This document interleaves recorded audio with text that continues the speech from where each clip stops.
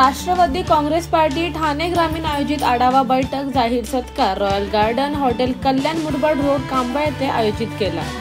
राष्ट्रवादी काँग्रेस पक्षाला महाराष्ट्रात घवघवीत यश मिळाले त्यानिमित्त ठाणे जिल्हा राष्ट्रवादी काँग्रेस ग्रामीणच्या सर्व पदाधिकारी व कार्यकर्त्यांची दिनांक 5 जानेवारी 2025 रोजी आढावा बैठक आयोजित केली।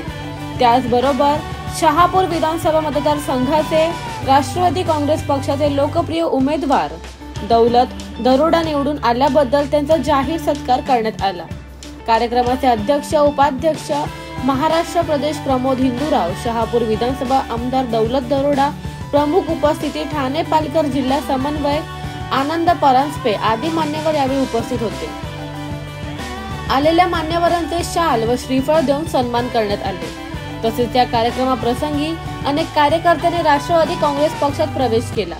राष्ट्रवादी काँग्रेस पार्टी ठाणे जिल्हा ग्रामीण अध्यक्ष भरत भाऊ गजानन गोंधळे, महिला राष्ट्रवादी काँग्रेस पार्टी युवा अध्यक्ष प्रतीक प्रमोद हिंदूराव, राष्ट्रवादी काँग्रेस पार्टी ग्रामीण जिल्हा महिला अध्यक्ष कल्पना श्रीकांत तारमळे तसेच सर्व राष्ट्रवादी काँग्रेस पार्टीचे सर्व कार्यकर्ते पदाधिकारी महिला आघाडी तसेच मोठ्या संख्येने नागरिक उपस्थित होते। The bureau report Discovery TV news. मेळाव्याने आढावा बैठकीचं नियोजन केलं होतं। त्याच्यामध्ये आमचे लाडके शहापूरचे राष्ट्रवादीचे एकमेव आमदार दौलत दरोडा यांचाही सत्कार करायचा होता।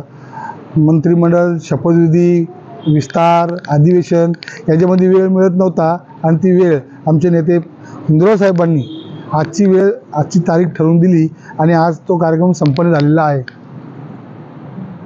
त्यामधून बहुतांश लोक कार्यकर्त्यांचा प्रवेश आहे, पण प्रत्येक कार्यकर्त्याची एकच हौस असते की प्रवेश करताना आम्हाला राज्याचे देशाचे नेते अजितदादा यांच्या अध्यक्षतेखाली किंवा यांच्याच हाताने आमचा प्रवेश झाला पाहिजे। आणि येत्या काळामध्ये आम्ही दादांच्या आपल्या देवगिरी शासकीय निवासस्थानी आम्ही जिल्ह्याचा फार मोठा एक पक्षप्रवेशाचा कार्यक्रम आयोजित करणार आहोत। नवीन पिढीचे कार्यकर्त्यांना आपण काय आवाहन करणार?